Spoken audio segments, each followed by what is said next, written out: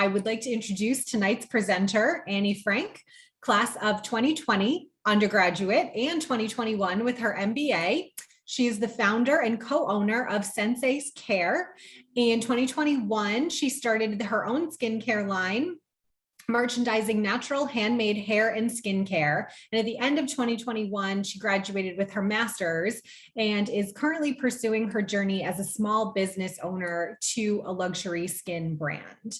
So I've had the chance to have a great conversation with Annie prior to this, and she will share her knowledge as we go through the questions. So, you know, like I said, we're an intimate group tonight, so please just feel free to raise your hand if you have any questions as we move through the questions. So Annie, can you please introduce yourself and tell us a bit about your business? Yes, hello. As Liza said, my name is Annie Franck. I'm born and raised in Miami, and I had the privilege to go to the North Miami campus, and I received my undergrad degree in fashion merchandising and retailing in 2020, and then I received my MBA last December on JWU Online. I own a small skincare business called SENSANI Care. We've been in business for almost a year and a half. We're organic, natural skincare products. We started off with doing both skin and hair, but right now we're transitioning just doing skin until we get more on our platform, and then we grow a little bit bigger, and then we're gonna reintroduce our hair care products. The business started as a personal issue I had. I have sensitive skin. I had complicated skin. So trying to find products that accommodate to the issues that I was having my skin without going to like dermatologists, getting all these chemical induced products that were so expensive, or having like the store brand products that were not helping. So trying to find a middle ground and trying to figure out finding other solving other issues with skin for other individuals, especially women of color like me. So yes.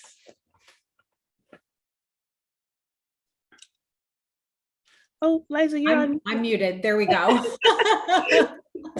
So since your company is product based, do you make the product yourself? And can you talk to us about like what production looks like and how you learned about this industry? Yes, so I actually handmade all the products in my own little room by myself. Since we are small, so I usually, when it comes to product making, I usually take up, I do bulk orders like every 3 months. So what I did in the beginning, it was introduced to me through my mom. For her birthday, I always get her like the aromatherapy, Bath and Body Work lotions and all that stuff. So she had them stacked on her shelves. And one day she came with this concoction. I was like, what is that? Why it smells so good? My skin is amazing. Like, what is it? So then she told me her little secret, and I was like, let me see if I can create my own. And instead of including like Bath and Body Work or very scented products, I wanted to do it more clean, more organic, more natural. So I sat down, did my research on butters and butters, oils, and essential oils that are targeted just for skin, how to get which oil fits for which situation, grouping them, categorizing them. I was a baby chemist in the skincare industry, just trying to find products that works well, and then testing them out, seeing how they break, how they work in cold climate, or if in hot climate, do I need, looking at different techniques, am I melting them, am I whipping them, am I testing different theories and ways to find out what I want from my butter, finding my basically our essence of what we want in our products to be implicated throughout the longevity of the product itself. What's another thing you wanted me to tell you about in production? I think you touched on how you learned about the industry, and then also like when you're producing it, like what does that look like? Are you batching them? Like how are you making the products? So usually I batch them, especially since we're small, I don't have more than 20 of each scent stacked or in our inventory for 3 months. And when we also do custom orders for like birthdays or wedding favors or party favors, so that I sit with the client and then I speak on, hey, how many do you want? So those are usually done like 2 weeks in advance, because we want them fresh enough, but we know that they last long enough, but we find a way to do it. Sometimes I will have surprise orders and I don't have inventory, so I go run in the middle of the night, batch up a whole new batch for inventory. And which is my favorite part of the process in business, is actually the production part. So it's easier for me to stay up one night and then batch like at least 30 butters, put them all, packaged them, and then when I need to ship them out, I'll label them and then secure them and all that. So yeah. Great. And can you talk to us a little bit about marketing? What have you found? What have you tried? What works for your brand? Whew, that's a really good question, because that's our especially in like me doing most of the work, because I do have a business partner, but she handles all our legal action and all our legal documents and stuff like that. I do more of the marketing, the branding, and then the production, and basically the whole facing of the brand. And what I found for us is having our connection with the brand and the customer. What I mean by that is many of the skincare business and many of the skincare products that are known now, you don't know the CEO or you don't know the higher ups in the business.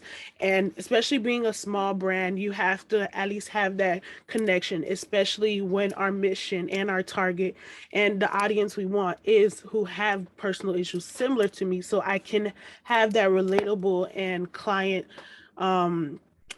consumer relationship. So when I started out, I wanted to be a faceless business, but now knowing that, going through the marketing, finding out which content that I'm producing are making more are producing more likes or producing more looks or bringing customers to the website, is those where I'm out in the forefront, talking about my business or making funny videos about like how being a small business owner, marketing, creating all the content, and then being tired but then have to go post. So being more transparent enough with my business, showing that I'm still a person, I'm still a human. This business is not just a business, it's actually someone behind it. There's a relationship with the brand that you can have.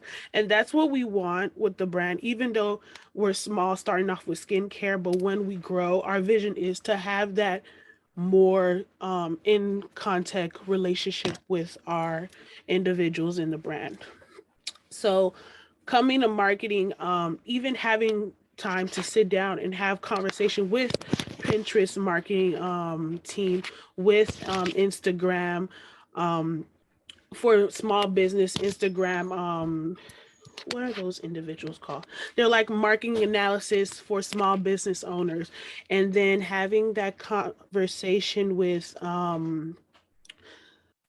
outsourced marketing agents who seek out small business. And it's weird because most of the time you expect these business, when they come to you, be like, okay, so this is what we offer, how much do you want to pay? But they were really like, you're a small business, you're a woman business, we want to help you, this is the information, this is what we see on your website on the back end, this is what you can do to promote. So having those conversations really did help show me how, especially with Pinterest, like that's one of my favorite apps as a consumer. So knowing how a consumer work and the entrepreneurship side works really did help, knowing which targeting I should do, because it's so broad. You can be on Pinterest and find millions and millions of pins, but it was amazing to see how, if I focused it enough, how I worked it enough, I was even able to find my own business on my pin walls. So finding that way to have that conversation and finding those information that wasn't tedious, because people think, oh, marketing analytics is very tedious. It is very much, but having time set out for that, that was one of our biggest thing. Making sure that we plan out, especially I'm the only one who does the marketing, planning all our content out. Even one day, if I have like tons of ideas, I write them all down and put dates where I want them to be sent out. Or if I'm in a mood of creating a whole bunch of content, I'll plan all the content, make sure all the hashtag, everything's out. So throughout the week, I'm not like, oh, I have this video sitting here, but no, I could just send it out because it's already completed. Great. And then do you do anything with email or anything like that? So when it comes to email, we most of our email contact is based on the individuals who are assigned to our subscription on our website. So I usually send email out, especially marketing emails, when we have big sales coming up, or when I want to just have a small deal just for those, like the insider ideas, because emails, we get them all the time. Even with brands that I follow now, getting email constantly, you miss out. So we didn't want to flood our customers' emails or our clientele's emails. We wanted to be very like, hey, just a heads up. And then most of the time we see that's the ones, even like when we send them out, everyone looks at them. Even if they don't click on it, they all look at them. So instead of sending batch emails, we send personalized emails when we have like sales or deals or events coming up for our brand. Great, thank you. Can you talk to us about a major challenge that you faced in running your business and how you overcame it? Okay, one of our, well, actually, currently, our major challenge is, like I said before, is the marketing industry and marketing in our industry, because it is a small business, but many, especially when we decided to start a small business, it was around in the middle of pandemic when everybody else wanted to have their own small business. So for us, we had to sit down and we're like, how long do we want this business? Do we want it just for like oh, we have a business, we want to sell some things and then leave, or this is the business that we're gonna hold on for a while? So sitting down and actually building that foundation, because we're still early in our phase, but not having that ultimate success sometimes come up and is a little bit challenging when you see other businesses are making like thousands of dollars of sales, or they're making these orders coming up, and you're like, okay, well, we haven't had an order like 3 months, but we're gonna still continue promoting. We're still continue doing what we need to do, because we know in the long run, if we continue to have that pace of the marketing, of setting out, even having our goals meeting, even if we're not meeting our goals, still having those meetings or creating those goals set for us will give us the longevity when we are booked with thousands of sales and we're like, nope, we still have meetings to go. We still have finding that way. Even like I will have a whole shipment of butters sitting on my inventory. I'm like, okay, let's just do a sale. We do a sale. If the sale's not successful, we did it. So we know like we can still track it and progress with it. So getting out the mindset of instant growth, or that our business is going to helps us see, and then having those goals and tracking them out for the future. So yeah, that's the working on. Great. And our other presenter, Ray Sholes, just came in. So I'm going to throw a couple questions to Ray, and Annie will get back to you with some questions once we get Ray caught up. So Ray, if you wouldn't mind introducing yourself and just telling us a little bit about the Royal Vines. Hey everybody, how are you? So my name is Ray Sholes. I am the owner of the Royal Vines. The Royal Vines is kind of a multitude of things in the wine industry. For one, a lot of people have become to know me as the Black-owned wine review guy, where I review Black-owned wines and I promote those and try and give a voice to the voiceless, especially in such a marginalized area in the wine industry. On top of that, I do restaurant consulting, and I put on wine education, what I like to call entertaining educational experiences for all. And just really the ultimate goal of the company is to break down the barriers of wine and make it a lot more approachable and a lot more fun through events. Great. And Ray, how did you get the idea for your business and how did you transform that into a company? Yeah, so I started out as a server. I just wanted to learn more about wine because I figured, the more wine sales I could have, the higher the check would be, which means higher the tip would be. So I was like, I got to follow this formula. But in order to do that, I needed to be able to taste wine, and a lot of it in a very short amount of time. And as I'm sure everyone is aware, wine can get kind of expensive. So I decided to share the wealth and share the wine. And I started kind of a circle of friends where they came in and I just was like, hey guys, we're going to do a wine tasting at my house. It's $20 per person, throw in 20 bucks. I'm gonna pick up the wine, make a little bit of food. And, we would do it. It was so much fun the first time. People were like, hey, we got to do this again next month. And so it just turned into a thing. And eventually after, a couple of times, I ended up having not wine, but I had no wine left over, not with my friends. But I had some money left over. And I was like, all right, well, I'm just going to pocket this for now. And I thought about it. I was like, wait a minute. This is a whole business model, doing these wine tastings and these events. And I said, all right, cool. And I ended up kind of capitalizing on that and just slowly moving on that and helping myself learn. And then also those funds kind of helped me with certain certifications, wine trips, things of that nature as well. And that's kind of how it morphed into a business. So as a service-based business, can you talk a little bit about how your hospitality background has helped you grow your clientele? Yeah, absolutely. So right now I am the head sommelier at Michael's Genuine here in Miami, which is an iconic restaurant in Florida, if not in the nation. James Beard Award winning, so on and so forth. And the level of exposure being, in this industry, being at Michael's Genuine has kind of catapulted me as far as media is concerned, PR is concerned, working with such an esteemed restaurant and restaurant group. And then also the networking that happens when you are in this role. I mean, my job is literally to go over, help people with wine, make conversation, make sure that they have a good time. Who's not going to love that guy or girl? So that's kind of been, what has transpired as of lately. So other than, your hospitality background helping with your clientele, talk to us a little bit more about marketing. What tools have you used? What platforms have worked well for you? And what have you done in that arena that's helped grow the business? So basically the platforms that I've used, I started out with obviously all your social media, Instagram, Facebook, Twitter, so on and so forth.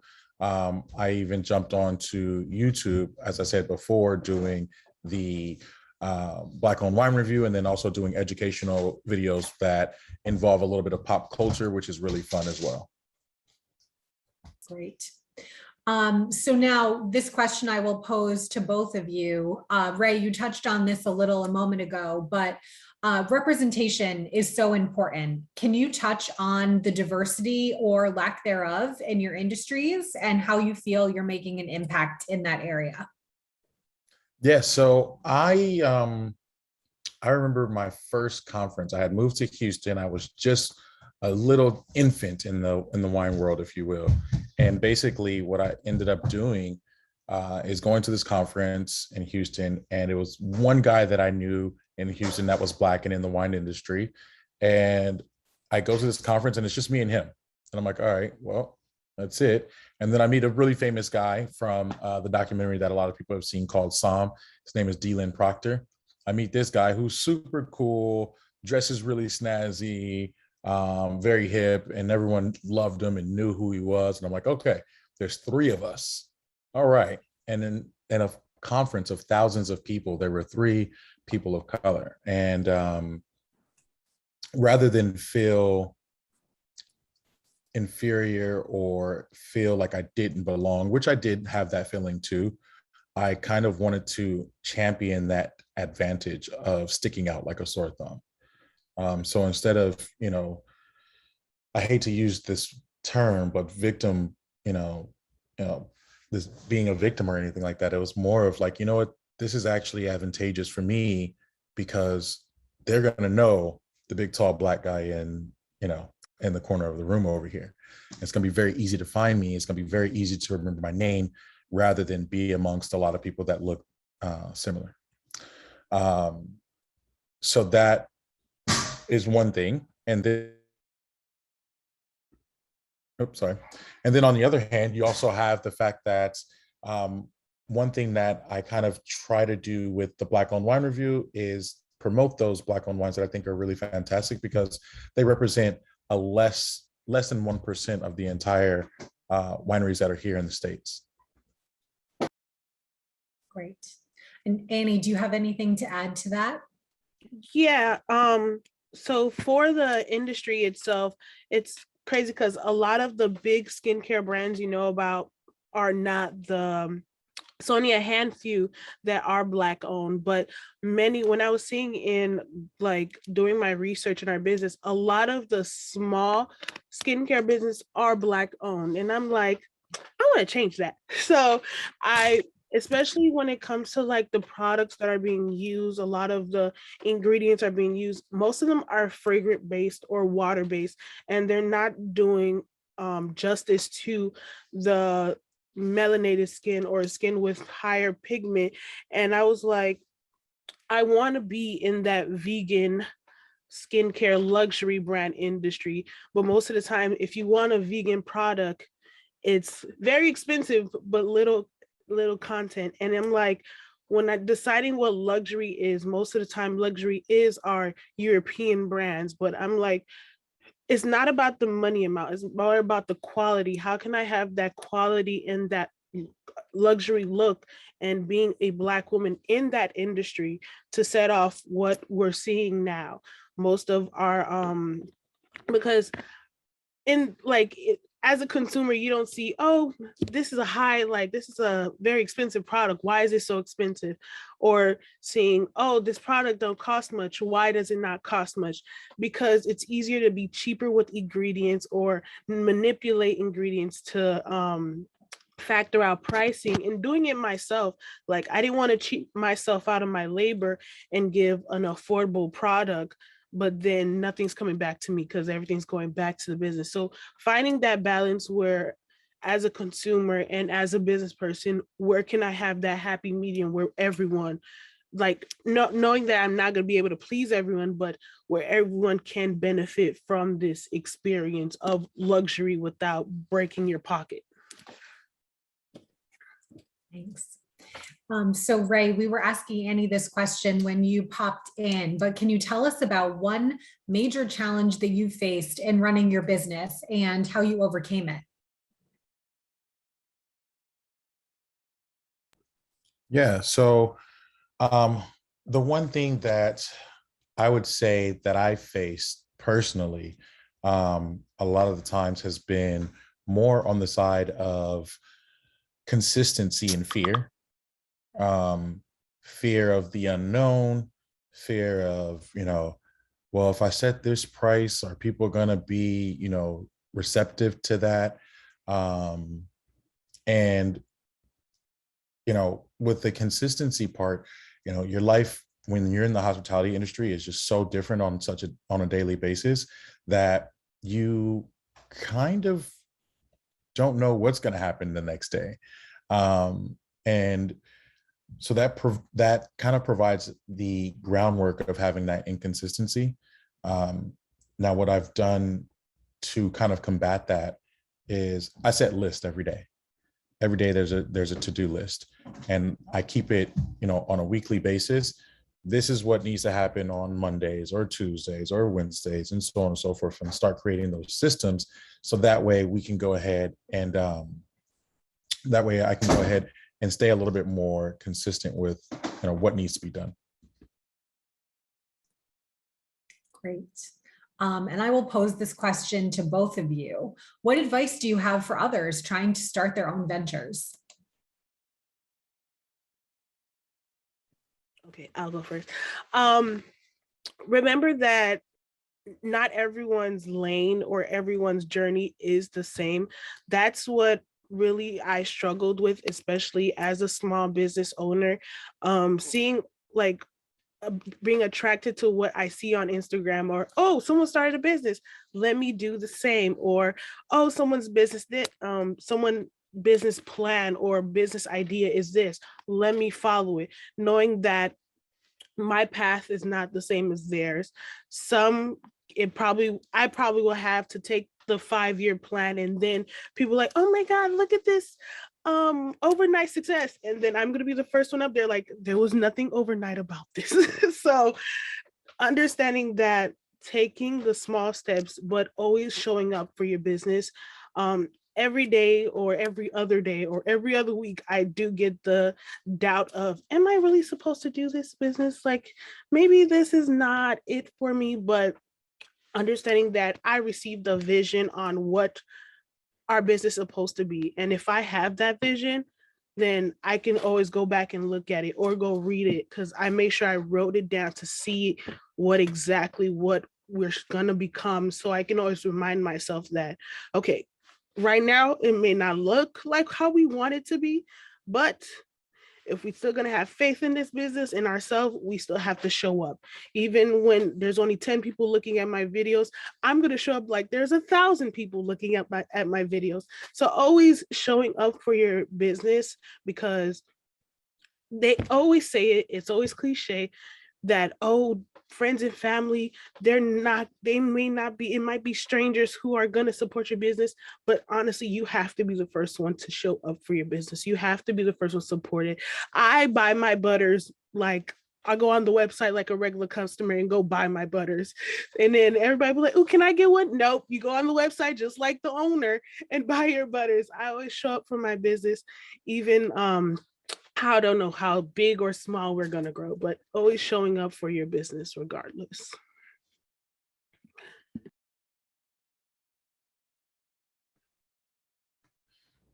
The one piece of advice that I think I would give is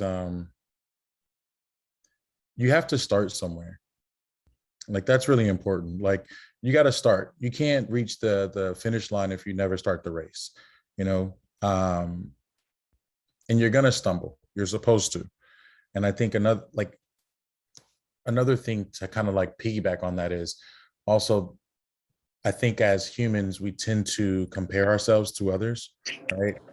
Kind of jumping on the same kind of answer that you had here, but we tend to compare ourselves to others. We tend to say, well, this person's doing this, or this person's doing that, or they've done this and they were successful. How do I do that? And it really is about you competing with only yourself. Start that race. You're going to stumble. And the people that look like they have it together, most of the time they don't. They're just going along and trying to figure it out as well. So, you know, hopefully that encourages people to say, you know what, I had this idea, I'm going to go with it. The worst case scenario is the current scenario that you're in. Not starting, you're not doing it now. But if you tried it, at least you can say, you know what, I tried it, it didn't work, try something else. Great. Well, that's all we have for prepared questions, but does anyone have questions for either Annie or Ray? You can turn your mics on if you'd like. Good evening, everyone. My name is Taisha Williams, and I am a 2016 graduate of the culinary program. Thank you, Liza, and everyone on the call tonight. When I saw the email for this, I'm like, oh, I have to do this. Both of you are such inspirations. Everything that you've shared tonight is so amazing. I am a person of many interests and talents, and I happen to be very good at them. And so it's really hard for me to narrow down my entrepreneurial focus. But I did in the recent years, I have been focusing on culinary. But wine is something that I've always been interested in. I too have had friends and family over for like with wine and food, but I did not charge them. And I think that is what made me get very burned out with that venture, because I didn't charge them. I just did it out of the kindness of my heart. And same thing, I make my own hair and body products, but it's literally just for me. I do not want to sell it. It's literally just for friends and family. Speaking about representation, it's hard to find products in the store that takes care of our hair. And so for me, it's not about monetizing. It's literally just about, I want to get up and have a good hair day. And so that's why I started to do that as well. So I hope I don't sound all over the place, but I thought that this webinar was absolutely perfect for me. And so I do have specific questions for the both of you, if you don't mind.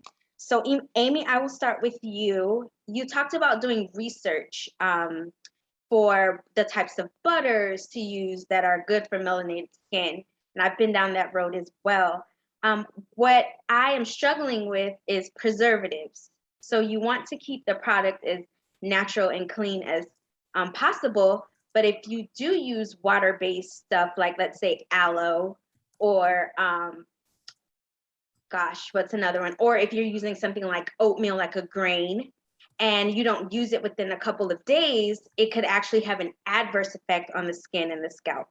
So I would just like to know, like, what was your process for seeking out preservatives that were healthy, like for you, because you said you had skin issues, and for your customers as well?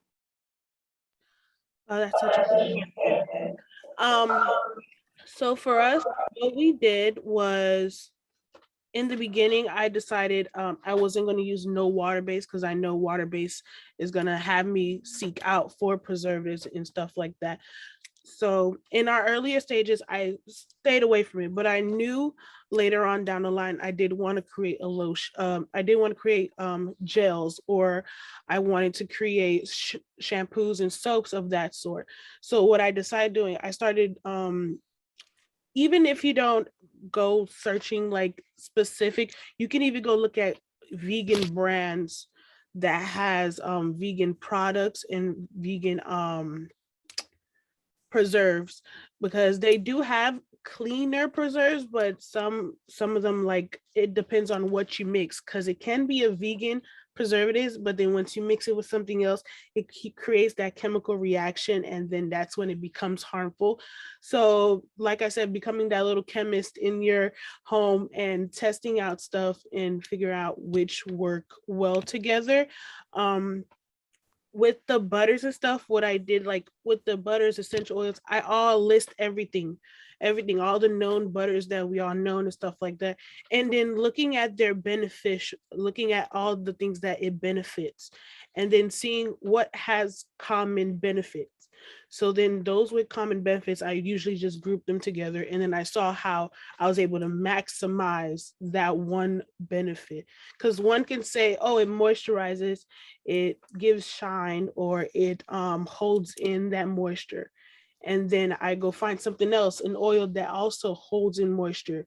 Come to find out, if I put those together, I have moisture for almost 24 hours. So finding what works well together, it's always like the tester part. That's the fun part, the testing part, especially when I did with my essential oils. I had like 45 essential oils, but then I had to minimize and make sure each one of my brothers had at least 3 scents where you can smell each and every one of them, but it has a unified smell. So doing the research. And I also want to talk about how you were saying how you have so many talents and so many interests. I do too. So skincare is not my only one. I have my degree in fashion, so I love fashion. I love doing hair, I love doing nails. But what I want to say is, finding out what your true passion is something that you know you have to see. If I get tired one day, am I willing to do that? Am I willing to get up regardless how tired I am? Do I love it enough to be okay if I'm stressed out about it? Because there's some things, I love the saying, do not put a penny on all your hobbies, because there's some stuff you are interested in that you know you like doing, but don't put a penny behind it just because you feel like you need to monetize on it, or you feel like, oh, I can make great money off this. I do my nails and hair. People tell me all the time, oh my God, can you do mines? I'm like, this is a hobby I like. Maybe I'll do it at the kindness of my heart. If you tell me, I appreciate it, but I'm not gonna sit and monetize everything I do, because then where am I gonna have the me time or the time for my hobbies of my own interests? So yeah. Got you. Thank you so much for that. And I have one more question for you. I came up with this question as you were speaking. So Yes. you talked about being a baby chemist in your own home. Mhm.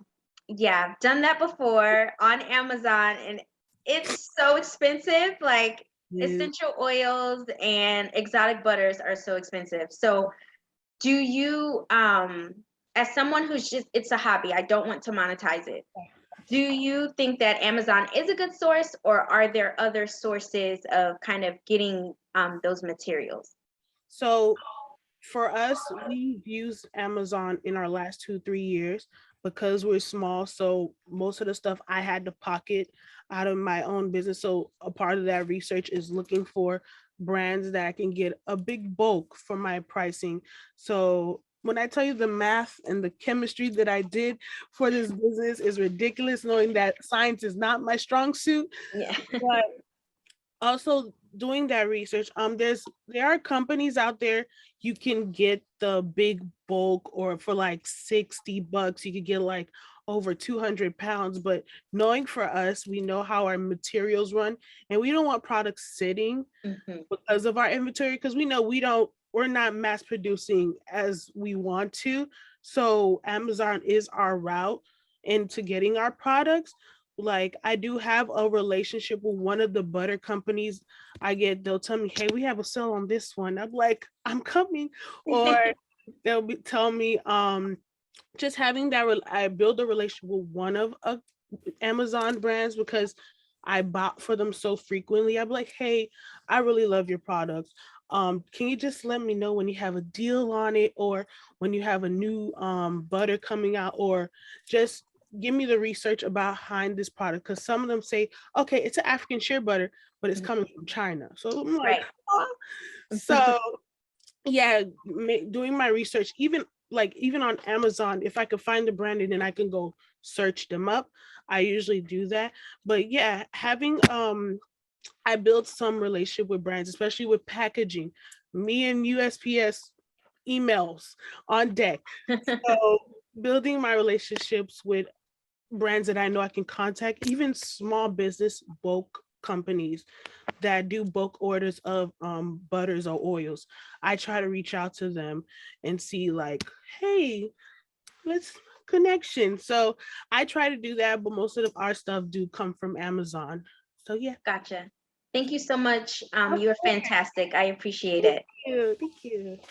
And Raymond, so I wrote down 3 things that you said. You said that you did the work to learn. So I want to know, how did you learn? You said that you took wine trips. What in the world are those? That sounds great. And then you mentioned certification. So I know that you are at the highest level as a sommelier, but kind of what is like a lower level certification for someone who just is just interested in the art of winemaking, but not necessarily wants to be a sommelier for a restaurant. You know what I mean? Yeah, absolutely. All right. So one, I'm going to I wanted to touch on the whole, like, there's so many different things that you're talented on and like that you could possibly do. I ran into this same thing and constantly do. And I'm like, oh, but I could do this. Like, even today, right now, I know for sure. I'm like, you know what? I could go work for a distributor. I'd be an awesome salesperson. But then I realized, you know what? I don't want to drive my car that much. I don't be driving to different accounts trying to sell. Like, no, I don't want to do that. Then I think to myself, I'm like, you know what? I'd be a great national sales manager for a wine brand. There's so many different routes, right? So one thing for me was Kobe. Kobe did it for me. That Mamba mentality, that, being able to departmentalize and say, you know what, I'm focused here. let's kill this, let's smash this, let's go ahead and win this game. And then I'm going to move on to the next thing. And another friend of mine who, the way he says it is he's out here collecting infinity stones. And what he means by that is like he has things that he wants to accomplish, but it's, I need to get this stone first, then I can get this stone, and then that's going to lead me to the next stone. So the way he looks at it and the way that Kobe Bryant has described it in the media, that's kind of how my brain associates what needs to happen. Two, I'm not the highest level sommelier. That would be a master sommelier. That's crazy. Maybe one day. So I am certified. So that you have your 4 levels, which are going to be your intro, you have the certified level, then you have the advanced, and then the master. The certified is difficult, but the master level is quite impossible in comparison. About, I think the pass rate for that is somewhere between 3 to 5% of people who take it pass it, which is technically harder than the bar.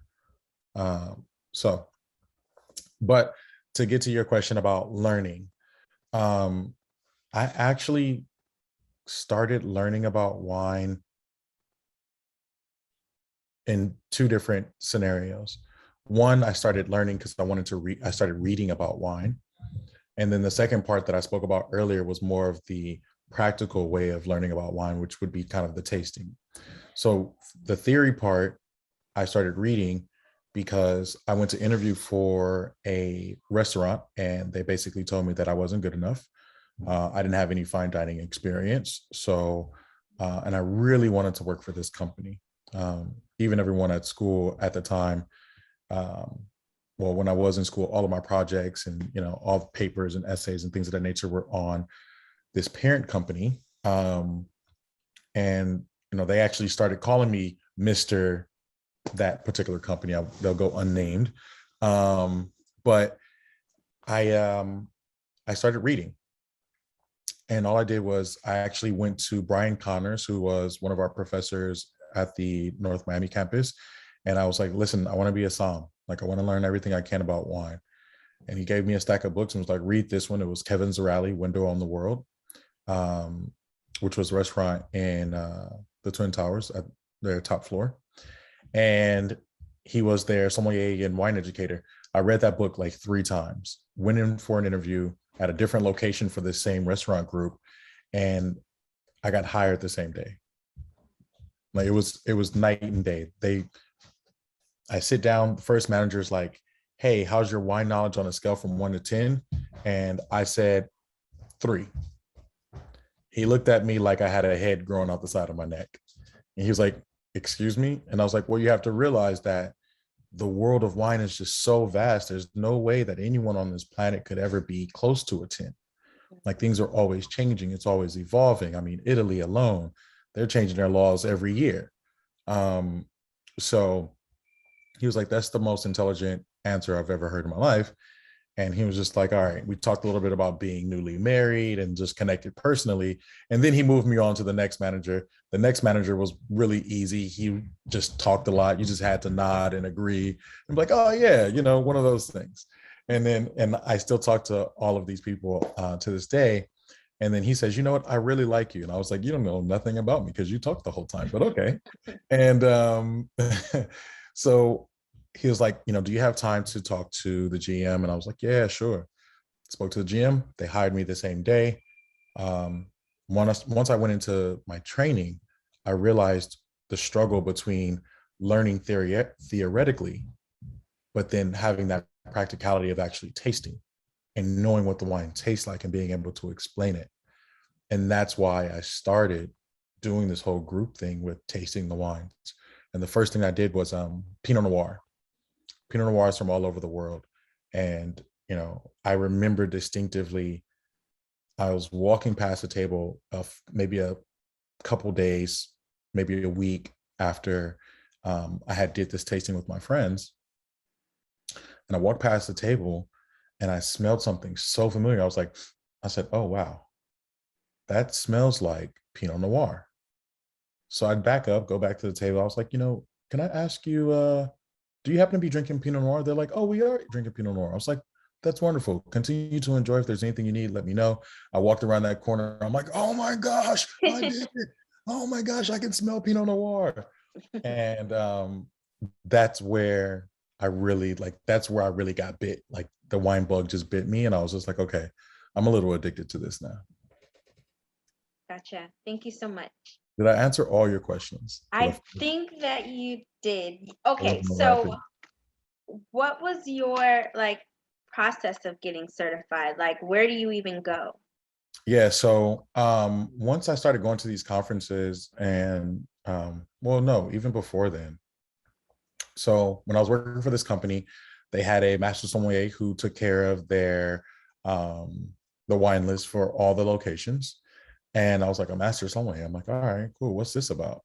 And then I've realized that the company actually paid for their managers to go and get their level 1, their introductory.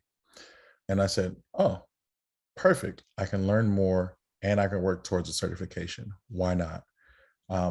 At that time, the year before, I had started my master's and didn't finish it.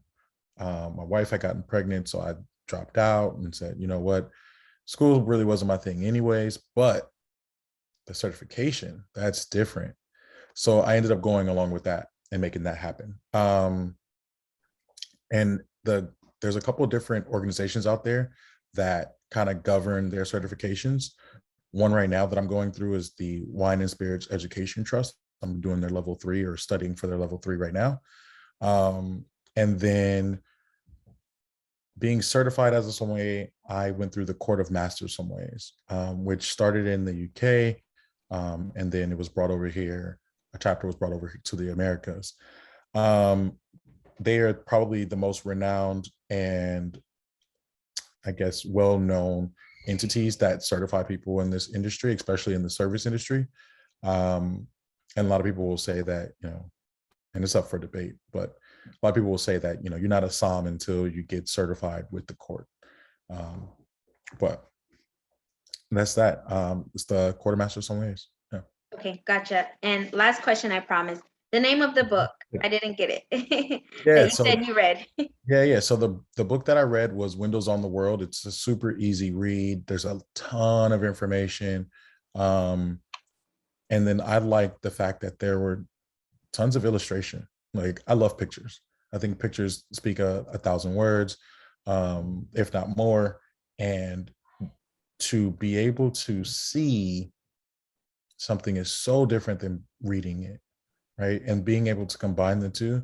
Like, I could describe a grape to you and what it looks like, but when you see that picture, it's different. So yeah, so I read that book. But if you were looking to kind of make this a hobby and make it a thing and dive a little deeper, I think Wine Folly by Madeleine Paquette is a really good one. I'm familiar. She's on YouTube as well, right? She is on YouTube. Yeah. She's awesome. I literally just met her 2-3 weeks ago for the first time. Yes, she's amazing. Yeah, I use her maps. I use all of her stuff. It's just very well. It's modern, it's hip, it's up to date, it's very inviting, and kind of breaks down those barriers that, wine has been known for, as far as that pretentious snobby thing. True. Thank you so much. I appreciate it very much. Yeah, no, thank you for the questions. Great. Any other questions before we close out tonight? All right. Well, thank you both for sharing such inspiring stories and information with our fellow alums tonight. We're grateful to you for sharing your time and appreciate all that you've shared. To our alumni in attendance today, thank you so much. As we've navigated through an ever-changing landscape, JWU continues to provide a truly unique and exceptional education that prepares our students for future success. While numerous challenges in recent years have changed the landscape of higher education and the physical footprint of Johnson & Wales, we are confident that we're well-positioned for the future and excited to take on new opportunities that await as we begin the next phase of our university's proud history. The support of alumni donors plays a pivotal role in our ability to continue to be on the cutting edge of experiential learning and an exceptional student experience. If you'd like to pay it forward to current and future Wildcats, please consider making a gift to whatever you are most passionate about at JWU. From scholarships and financial aid to student clubs and orgs, gifts of all sizes combine to have an impact on our students that is truly powerful. And as an alumni donor, you'll contribute to the growth of JWU's reputation, which increases the value of your own JWU degree. If you're in a position to give back, you can do so by clicking the link in the chat window. Thank you for your support and have a wonderful evening, everyone. Thank you. Thanks, everyone. Anna.